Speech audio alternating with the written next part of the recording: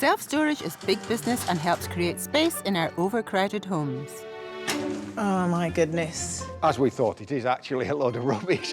But some have taken their storage hoarding too far, We had her cremated and the vet put her in here. clinging on to things they never see or use. There's a lot of memories in 2 boxes. And it's costing them a fortune. He's spent about £80,000 in total, which is just... I try not to think about that. I'm Maggie McKenzie, and I'm an expert in clearing junk and people's excess baggage. This isn't looking good so far, is it? I'll be asking hoarders to unlock the doors of their units, Right. empty out their stash, I'd like him to skip that. and choose to either keep it, skip it, or sell it. Our antiques expert will then pull out any hidden gems His original violins can fetch hundreds of thousands of pounds. Yes! to take to auction and make some hard cash. In today's show, it's a family affair. Oh my God. Two sisters are having to do it for themselves when they confront a father's legacy. This is actually the little boy behind everything in these units. And a father and son uncover hidden horrors. I thought you'd like to see Matthew. I'd like him to skip that. But will they uncover some hidden gems? £700 going. One thing's for sure. Something's got to be done now. Welcome to Storage Hoarders.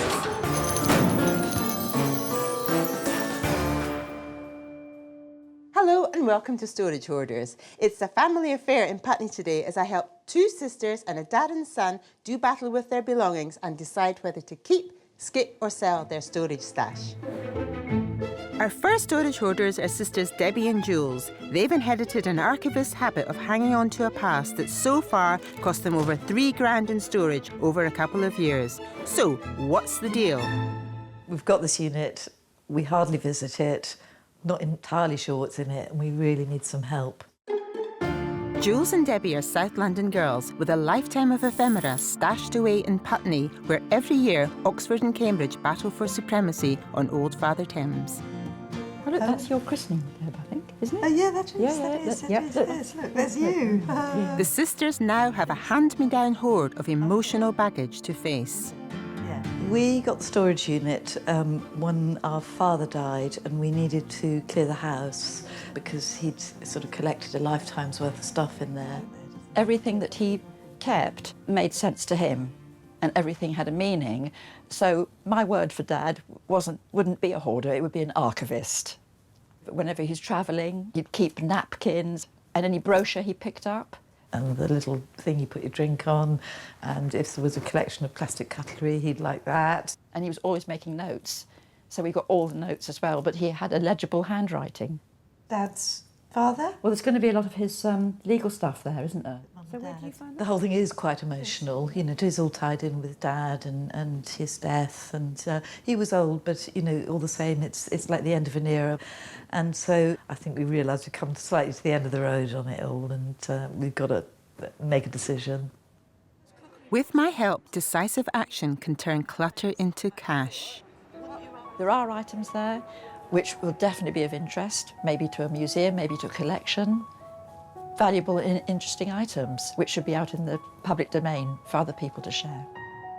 Dad and his delightful eccentricities are deeply embedded in the girls' hearts, but holding on to them in storage is a burden on Jules and Debbie. I need to convince the sisters that his legacy has more value in their memories than gathering dust in a crate. Hello ladies, now you 2 are sisters and you share this unit, is that right? Yes. So all the stuff's been in there since your dad died? Yes. And what's in there exactly? Boxes and boxes of books, paintings. Some valuables, like china, like some lace. We're not sure whether they're valuable, but we think they are. How are you feeling about seeing the stuff again and going through it all? Bit strange. So do you think you're ready now to do this? It's been 2 years, so there's something about that sort of time frame where you sort of think, that's actually quite a long time. You sort of wake up one day and think, this has been a long time. Half the problem is there's so many different elements in the unit. Yes. So it's not just furniture, you can make a decision on that. It's not just books, but there's all sorts of other stuff as well. I mean, there's about 80 paintings in there. 80? We think, yeah. How good are you at making quite quick decisions? Because we haven't got endless amounts of time, and there's a lot of stuff in there by the sounds of it. Well, I think it's going to be difficult, but I think because there's two of us, Yeah. and I think it's going to be much easier because I wouldn't have felt confident about making any decisions on my own. And the objects, I think pretty much every one of them will bring back some kind of memory of. Absolutely. And it's a feeling of that real sort of cut-off in that. OK, should we go and do it? OK. Come on, then. With the presence of their dad still lingering, I'm determined to make Jules and Debbie's task as painless as possible. Our next hoarder is Michael, who together with son Matt hopes to rid his life of needless clutter and move on. He's already spent over £2,300 on storage. So what's his take on all of this? When it comes to storage, I think I'm pretty sentimental, actually. You know, there's a lot of stuff there that has a lot of meaning and memories to me. Michael has property in Spain, but he's currently staying with friends in Putney to sort out the trappings of his previous life by tackling the contents in his storage unit. I suppose I've spent nearly £3,000 there over 2 years or so. We need to get rid of it. About 3 years ago, I separated from my wife, and I was working abroad, and I had to sort out a whole load of stuff, and I had to find somewhere for it to be stored very, very quickly.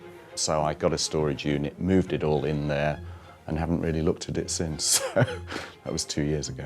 I didn't even realise my dad still had the storage. I mean, generally he's quite, I suppose, business-minded. You know, he's always throwing. So certainly my stuff, as a kid, I remember I'd come back and he'd have thrown out some of my toys because they were taking too much room. So, well, he's certainly not emotionally attached to my stuff.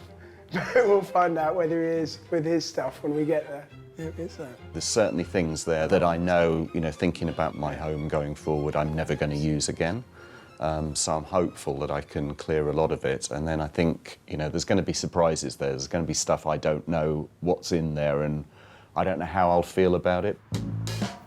Matt's right behind his dad on the business of downsizing, but is he the right man for the job?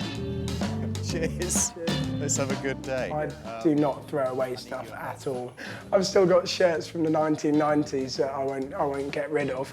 I mean, they're completely out of fashion, but I'm waiting for them to come back into fashion and be retro or something. So will having a sentimental son on board stand in the way of diminishing Michael's hoard? The bottom line is that I have a load of stuff which I'm never ever going to use again, and I've really got to sort this out. It's now or never. I hope I can keep Michael to his word. So how long have you had the unit? I've had the unit for 2 years now.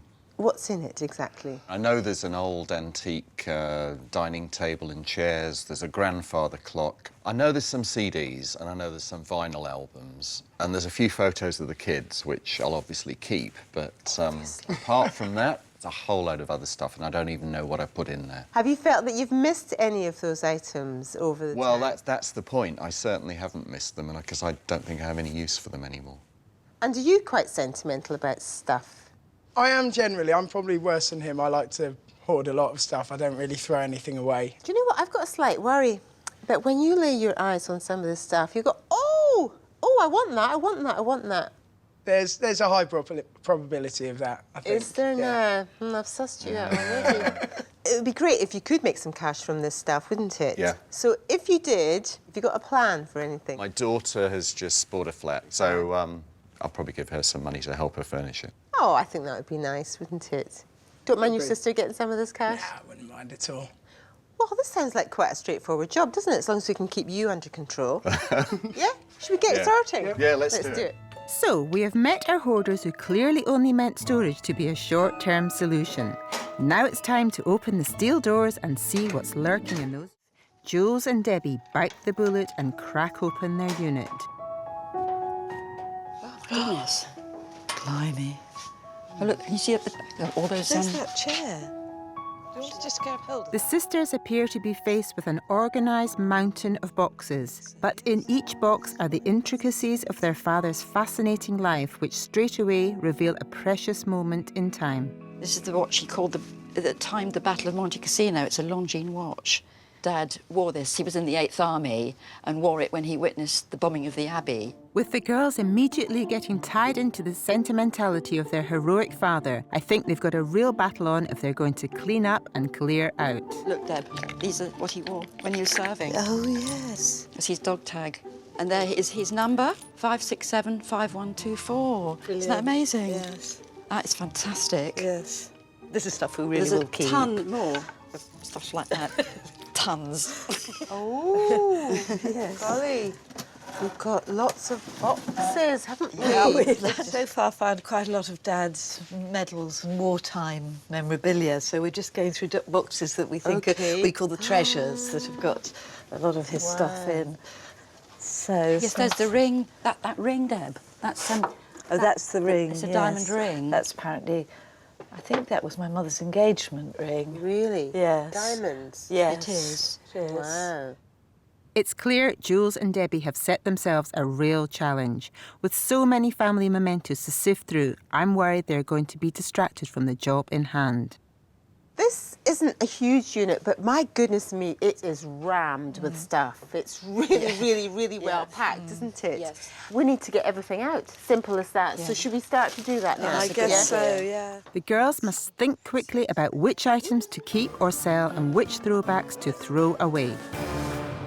Now it's Michael's turn to unlock, open up and find a home for his hoard.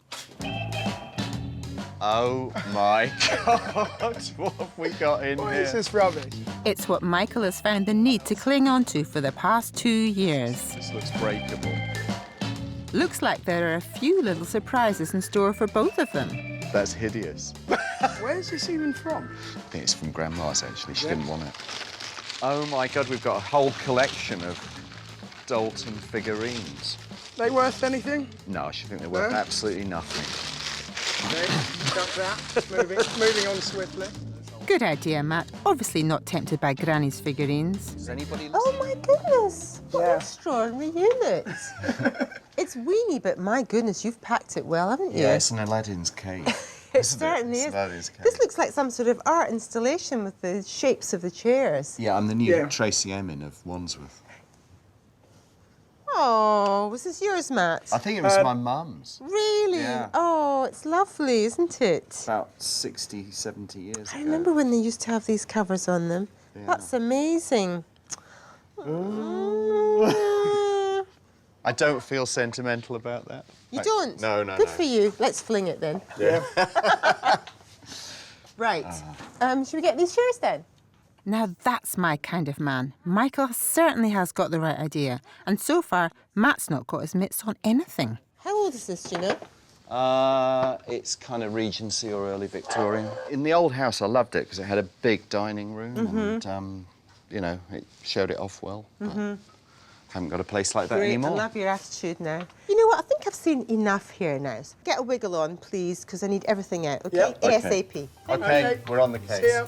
Michael is so laid back, he's almost horizontal. To help our hoarders clear their units, I want them to sort their possessions into 3 categories.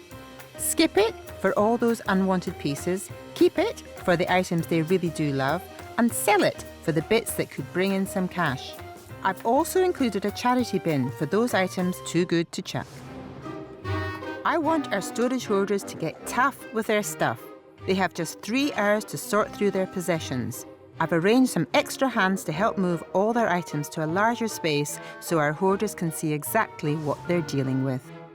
Michael's compact unit has opened up to reveal what looks like a neat and manageable pile of items from his old house. For Jules and Debbie, the odds of getting through all those boxes of family memorabilia are stacked against them. Add a gallery of over 80 paintings into the frame, and I think you might agree this is a big ask. It's time to get sorting. This is properly, Deb. They're keeps. It would be nice to get somebody's opinion on that. I thought you'd like to see Matthew. I'm not pleased he's keeping these. I'd like him to skip that. This is all Dad's military books. Yeah. They might go to charity. As the cell. Oh, look. There's Mum. She was in our house. No, it's great. Look, it's And then Kings she's- and Queens. No, we've got to gotta keep. keep that, We've got to keep these. While Matt and Michael are looking like men on a mission, Jules and Debbie have turned to a chapter in their father's life when he self-published a book called The Velvet Tigers. There are endless manuscript copies of these, and it's difficult to throw away, but really no one's ever going to look at them again, and we're never going to be able to read them because his writing was really quite illegible. So I think it's time today to make the tough decision about throwing these away. That's true. This is the saddest part, actually. Why? Because we're never going to read them. So the writing's on the wall for Dad's old manuscripts as the girls' skip pile begins to take shape. Among the many boxes of memories, Debbie has come across some beautiful antique lace her grandmother once collected. I want to find out what they plan to do with these memorable pieces. One of the things here is the christening dress. Both my sister and I wore at our christenings. Oh, we were once that size, and I think that came directly again from my grandmother. I don't know whether it was something she would have had commissioned, and whether indeed it was something my father wore as well, because they put all babies in little dresses, irrespective of whether they're girls or boys. So what's the plan for all the lace? Well, I think it's something we'd very much like to get the expert to look at for us today and give us their opinion, really. But I think in terms of the christening dress, it's not something we really want to sell, and I'd hope very much to at least keep this in the family, because it does follow directly from my grandmother. To help find the value of the items they do want to sell, I've called in antiques expert Tom Keane, who's been dealing in all things old and wonderful for many years, to take a look. I'm not a lace expert, believe it or not, Aggie. I don't. There's something he's not an expert on. He thinks these wonderful pieces deserve a trip to a lace specialist to find out more. Tom is taking the girls to an antique shop on the King's Road. As a period clothing specialist, can Stephen Lunn shed light on their grandmother's lace? And will he make them an offer? This is an interesting looking thing. I think it's a wedding veil, but I think that it's not made as a wedding veil except by somebody who made it at home, really. Lace is very popular and highly fashionable of late, thanks to Kate Middleton, the Duchess with a penchant for the pretty fabric. It was originally a status symbol for the aristocracy, and until the 19th century was produced by hand in many European countries, including Italy, France and England, with some of the finest examples crafted in Brussels. So, where was Granny's lace made? So this is a nice veil. This here is a bit of Brussels lace here, but it's a little bit made up and not an original one as such. So that's that. Is that good or bad? It's a nice thing, but if it was a complete Brussels lace veil, it would be much, much better. The value of lace is determined by the handmade workmanship, quality of design, the age and condition. However, it's not easy to tell the age of lace, as there are not usually any manufacturer marks. Therefore, experts like Stephen look at the design and fashion to see how the craft of lace design has changed over the centuries. Now this, I think, is a lace sampler. I think it dates from round about 1620. This is needle lace here, and this is embroidery here, and embroidery with a bit of needle lace there, and then this is a needle lace panel. So it's a sampler to show different techniques of embroidery and lace. Well, Stephen, thank you for sharing your knowledge. You're welcome. Let's talk turkey. Are you interested in buying this? I am, yes, I am. And what sort of money have you got in mind? I'll risk $550. There you are. I'm going to stand back out of the way now, my job's done. There you are. Fantastic. I'd say £550 for grandmother's old lace collection makes that a worthwhile visit. I had really no idea how much lace was worth. I just didn't have a clue. So it has been a real surprise, and we were absolutely delighted by the amount that we got. Absolutely. Yes, astonished, very actually. pleased and surprised. Yeah. Back at the storage unit, the boys appear to be casually chipping away at the hoard. Pasty. Hello, how's it going? We're nearly you there. You seem very organised. We're nearly there. My goodness, I'm very impressed. Oh, look, there's a grandfather clock. Wow, this is gorgeous, this table. Is this mahogany? Yeah, mahogany. Yes. It's Regency, so there's 2 bits and then 3 panels, so it seats 16. So it's not a reproduction? No, that's over 200 years old there. My goodness. How much did you pay for that one? Don't ask. A lot. 10,000 quid, I think. You it's wouldn't spent. get that for it now. So, Matt, do you remember this table in the house? Yeah, I mean, it was in our big dining room. We used to have a lot of Christmas dinners there and that sort of thing. But I'd have no problem with it selling it, for that's for sure. You're cold, aren't you? Callous. Where's the sentiment there? I'm a bit more attached to these albums. So we've got a few Bob Dylan ones. I do like Robert. I'd hang on to the vinyl. Is he allowed to hang on to the vinyl? As long as I don't see it again, I don't care. With time slipping away, our storage hoarders need one final push to get their keep, skip and sell piles into order. It looks like Michael's made great progress with just a small keep pile, and there's a large selection to sell, including some paintings which have caught my eye. These are some Indian paintings that are done with, they call them one-hair paintings. They're done with a one-hair brush. Must take forever doing something like that. Never mind 3. Yeah. Are they very old? Yeah, the paintings, not the frames, but the Yes, paintings themselves are like a couple of 100 years old. Really? Yeah. And are you willing to sell these? I might be. I might keep them, but Yeah. I think it depends on the value. Yes. OK. Finally, something Michael feels remotely attached to. With his sorting sus, I wonder if there's money to be made here. Jules and Debbie have had a tougher time. It's been a sentimental selection process, but they have made decisions with an impressive lot going to charity. But there's something that's bothering me. Now, you've got a very large keep pile. I'm slightly concerned about it. OK, it looks large. You're absolutely right. But we have got a plan for getting rid of it. We're going to have a deadline to close the unit entirely. And which is in a month's time, in is a that month's right? time, yeah. So maybe not the ideal solution. Jules, how have you found this experience overall today? I think I have to say I found it more stressful than I thought I would actually find it.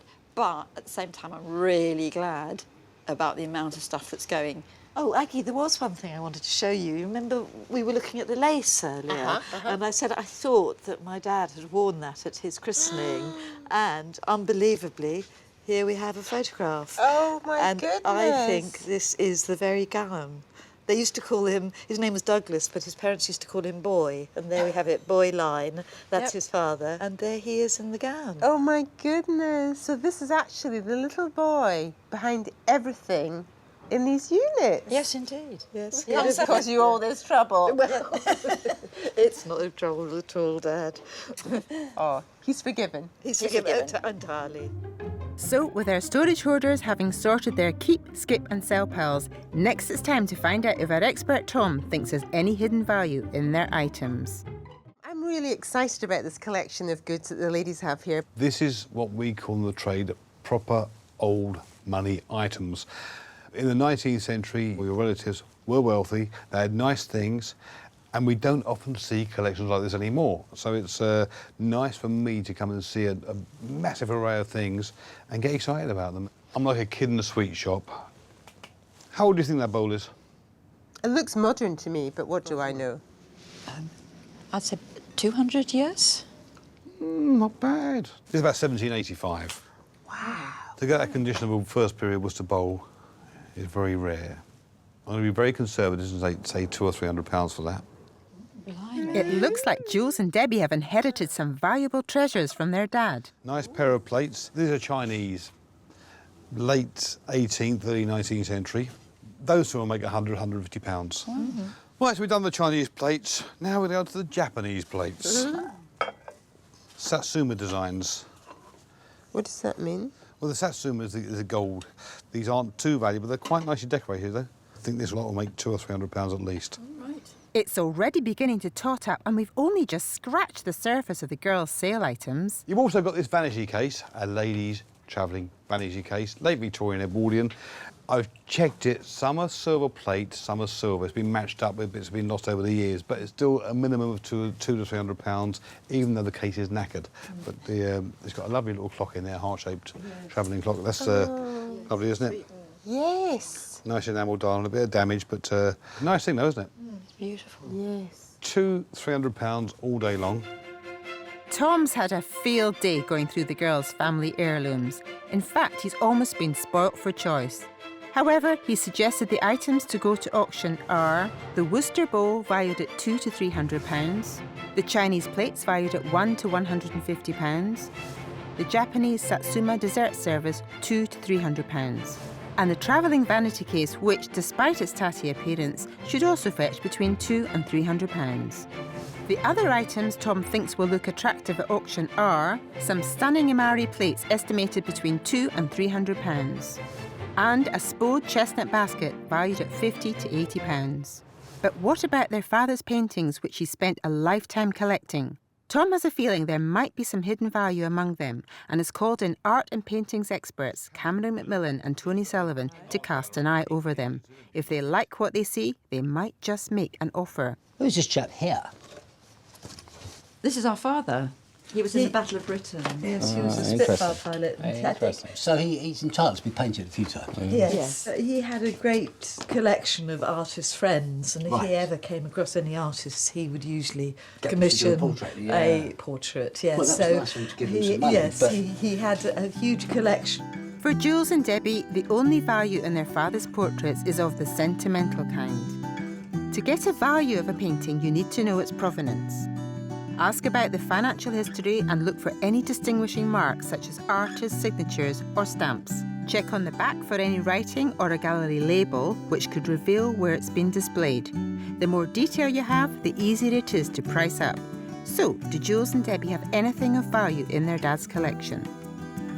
We found, but I'd like to claim the benefit here. Oh, yes, some Edgar Holloways here. We've got 2 watercolours by him. And he's... Were your parents Welsh, by any chance? Yes, on my father's side. From because he's a Welsh artist. Well, what I know him for, best of all, are his modern British etchings, portraits of fellow artists and self-portraits, which 25, 30 years ago were almost thrown away by print dealers, have suddenly rocketed. Right. And are worth £500. So, what does this mean for the sisters' watercolours? They're quite nice watercolours, I must say. They're nice. For nice views, and obviously topographical views are of more interest than views of just landscape, so at least you know where they are, so they have a colloquial interest as well, which is always a big advantage. Yeah, they're very sweet. And is there cash in the paintings? I like the 2 Holloways. I think they're very pretty. I think they're very nice and bright and light. Yeah, I would like to buy those 2. OK. I would definitely make an offer. In the thousands? £1,500, about £1,500 for both. Are you happy to take £1,500 for them? Yes, I think so. Yes. Nice work, Tom. What do you think of that, girls? Really happy. Yeah. It's not what we expected. No, and I think you can almost hear Dad laughing, chuckling away. You can. Thinking, well, that's a good thing. Yep. Yes. That's a great result. Now let's see how Jules and Debbie's other items fare. We've come to an auction house in Chelsea to see them go under the hammer. Jules and Debbie have already raised over £2,000 from the paintings and antique lace. Let's see if we can make even more money for them at auction today. Is there anything that you've got particular high hopes for? I think the vanity case, I think that would definitely reach its reserve. I mean, it's not a complete set of stuff, but what's in there, individual items, I think people will be quite attracted to those, actually. And how do you feel about actually selling this stuff on?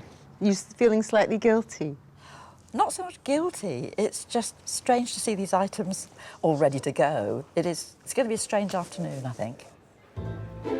The sale is almost underway, so are there any items of particular interest to today's auctioneer, Nick Carter? Out of Jules and Debbie's lots, the one thing that stands out for me is that first period Worcester bowl. I think it's a very nice bowl. They've also got a variety of Japanese plates, Imari and Satsuma, and they're all priced quite well, so I think they're not going to have too much of a problem shifting as well. I think they're going to do well across the board, really. They're going to do all right. The only thing that worries me with them a little bit is their vanity case. It's a bit of a mess. Well, so far the girls have made a tidy profit. Let's hope they can continue their little flurry. So thinking about the money that you've made already, say you had £3,000 at the end of all this. Have you got a plan for that £3,000? Wow. Well, I mean, at first, when we started doing this, I was thinking, oh, I might get something for the dog or something like that. But obviously... Like a bone? Well, or a new collar or something, one of those bling collars. But I think now, well, our ambitions get scaled up. And I suppose I've had a little thought, maybe do the garden up a bit. It's in the right mess. So if there's a bit of money there, it would be nice to spend on something and you can think, oh, Mum and Dad, when you look at it. Yeah, maybe save a little bit, but actually treat myself to something nice for our flat or something. Yes, that you'll see every day. Exactly. OK, ladies, the auction's about to begin. I wish you the best of luck. Thank you. Thank you. Thank you. We're off, and first up is the auctioneer's favourite, the Worcester Bowl with a reserve of £180. Who'll bid me 180 on that? 180. Anyone want to bid me £180 on that piece? Anyone going to bid me 180? Yes or no? Once, twice, 3 times? Not sold. Oh. Well, that's not a great start. Maybe the Satsuma dessert service can beat its reserve of £200 and keep us sweet. 160. Anyone want to go 160 on that? No? 1, 2, 3. Not sold at 160. Better put that new garden on hold, Debbie. I'm feeling a bit nervous now for the Imari plates, which Tom valued between £200 and £300. Anyone going to bid me 180, 200, 220's bid, 250's against you, sir. 280, 280 new bidder, 300. £300 is bid and 20, 320. What about £320 to buy a 17. Going. Goodness. Sold. Wow. That's more like it. Above the estimate, and the girls are back on track. Next up, will that tatty vanity case buck up the bids? Vanity case. Right. We'll start the bidding off there, 160, 180, 180. What about 200, 220? 220's bid. I'm at 220. Do I see any more? Gone. Sold. 220. Yeah. Jules and Debbie are doing really well now, and with the chestnut bowl selling for its reserve of £50, it's down to their final item, the Chinese blue and white platters with a reserve of £80. £80 is bid for these. 80? For the pair, 80, 90's yours, ma'am. 5's against you. 100. £100 is the lady's bid on my left. At £100 and selling, all done. At £100, going, gone. £100. That's a fine end to the sale of their items, with the platter selling for £20 more than their reserve. You got it, ma'am. Well done at 100. So, ladies, so most of your stuff today, how's it been for you? A bit disappointed about the first 2 items. Yes, that was a shaky start, wasn't it? But then after that, it was good, wasn't it? Actually, really pleased with that. Jules and Debbie had already made £550 from the lace and £1,500 from selling the paintings to the specialists. After commission, they've made £552 from their auction items. Add the £1,688 a year they'll save when they close the unit, and the sisters are sitting pretty to the tune of £4,290. You haven't cleared your unit yet, have you? You've Not entirely. downsized it slightly? Yeah. What's the intention now, going forward? Well, we're actually going to auction off a lot of the items in it. Got a taste for it now, haven't you? We've got a taste for it. So the whole unit's going to be shut down at the end of the month. Fabulous. How did you find the whole experience from start to finish? It has changed my attitude towards stuff and where to put it. So I think now when I buy anything, I'll think, have I got anywhere to put this, as well as do I want it? So it sort of changed me in that way. I think their father would be pleased with what Jules and Debbie have achieved, and it sounds like they're determined to stay clutter-free. You know, Aggie, it's nice to come to a lock-up where you see some nice things. What about the table? The table? That Michael spent quite a lot of money on, didn't you? Don't tell me how much until I give him the bad news. No. Aggie, feel the weight of that for me, please. Yes. Oh, my goodness, this is it's solid. I always say you can always tell a good one by the weight. Uh-huh. Now, how tall do you think this is? 4 foot. That's good news too. The cheaper models are 3.5 foot wide. As soon as you get to 4 feet or 4.5 feet wide, the price goes up. So it's a good table. It's got 3 extra leaves. It's an extending dining table, isn't it? Yeah. Now, if it came to my auction room today, I'd be saying 1,000 to 2,000 to draw people in. It's a good table, and I'll lift that back over. Oh dear, that doesn't sound great for something Michael paid 10 grand for back in the 80s. And what about the chairs? They're a set of 8, including 2 carvers. They're not bad. They're worth 450 to 750 now. The table, you get a bidding war over. The chairs, they'll wipe their feet and get out the door. That's the best thing I'll say about them. So, Michael has some decent items that Tom selected to take to auction, including that 10 grand table, which is now valued between £1,000 and £2,000, along with the 8 Georgian dining chairs. Other items set to go under the hammer will be a grandfather clock, some Royal Doulton figurines, 2 Staffordshire Spaniels, and an Indian white gold ring. What about these Indian paintings? Michael was telling me that they're single hair brushes. I believe so. I never listened to that malarkey. But did you buy these in India? Yeah. Whereabouts? Jaipur. Jaipur. These are Indian classical art. They need to go to a specialist to look. Right, okay. Some of these will be worth thousands of pounds. Right. My gut feeling is £500 to £800 for the 3. Yeah. These paintings are certainly intriguing, so Tom thinks they should be seen by an art specialist. He's brought Michael along to meet Oriental art dealer Poppy Strothert to hopefully shed some light on their origin and value. I bought these about 8 years ago when I was in India. I really don't know anything about them. I'd just be really interested to hear the story. OK, well, I think they're probably late 19th century or perhaps turn of the 20th century. They're book leaves. Oh, OK. And I've just found in this book here that if you look at the subject matter from this painting on the right, it's very similar to this 17th century painting, which is from the Ragamala series. Can I have a look at that, please? Please do. My guess is that they're probably Rajasthan. They're a bit like illuminated manuscripts. It's not a dissimilar idea in a way, with this sort of very jewel-like painting. Though many Indian paintings have the artist's signature, it's not uncommon for some to be anonymous. Experts like Poppy can still tell a lot about the value of a painting by the quality of its detail and the various types of subject, with some fetching millions of pounds at auction. So, how do Michael's compare? They're not the greatest qualities of perhaps 16th, 17th century paintings, 18th century paintings, but they are very decorative. So what do these lack that a 17th century or something that was very fine has? It's partly the drawing. OK. Things like the hands and the feet and the faces are not top of the tree. What do you think they're worth?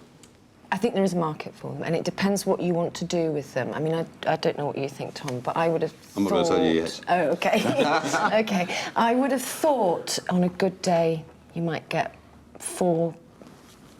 something like that, but I think realistically about 2 to 3. My gut feeling, I think they're worth £500 or £600. I think they're sort of 150, 200 quid each. So it's up to you. They're your pictures, what sort of estimate you want. But I think they'll do quite well because I think they're quite nice. Not a figure to brush aside. Michael sounds like he's very attached to his paintings, but is he now tempted to part with his art?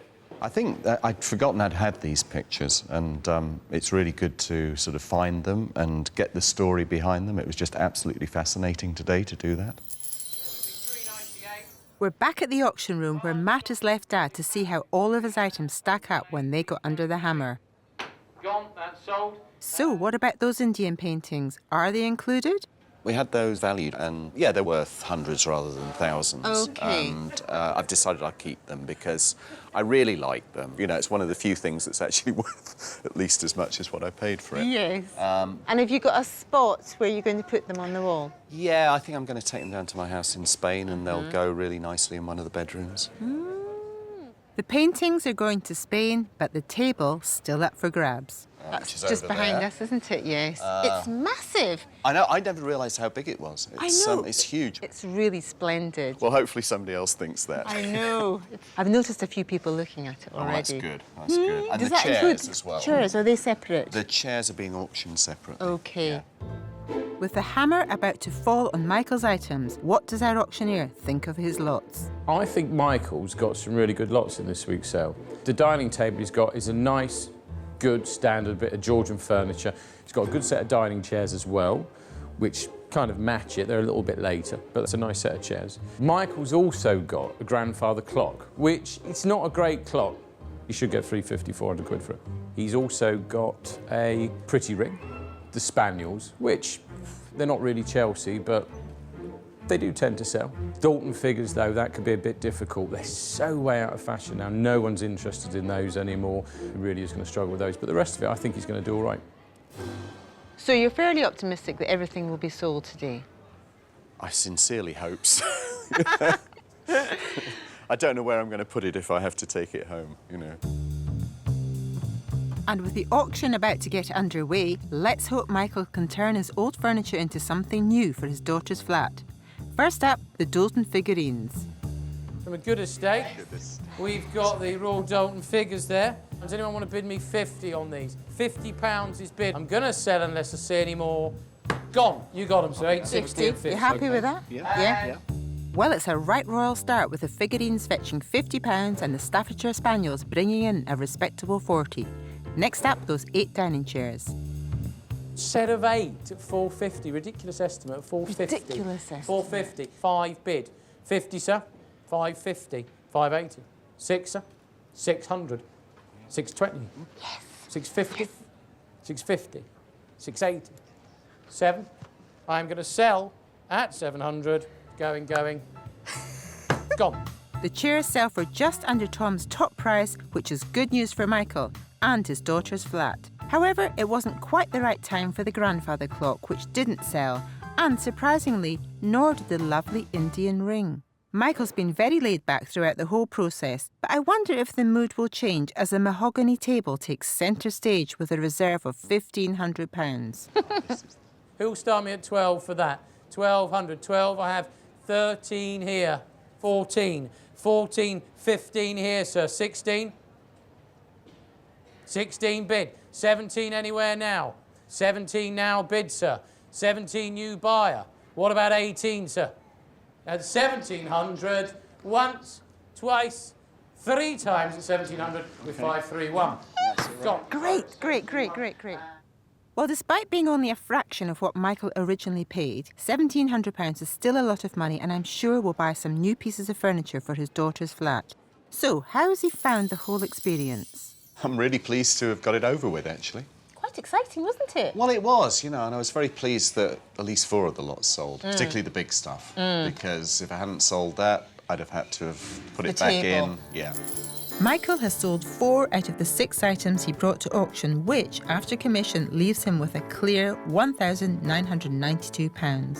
Add to this the yearly saving on his redundant storage unit of £1,560, and his daughter will be pleased to hear she's richer to the tune of £3,552. So how's it all been for you, this whole decluttering business? It's been really good, frankly, because I knew I had to do it, and I needed a bit of discipline from you to get me started. And you think your storage days are over? Oh, I think so. I'm not buying anything from now on. Ever again. Ever again. Well, that's one declutter dad with a very lucky daughter.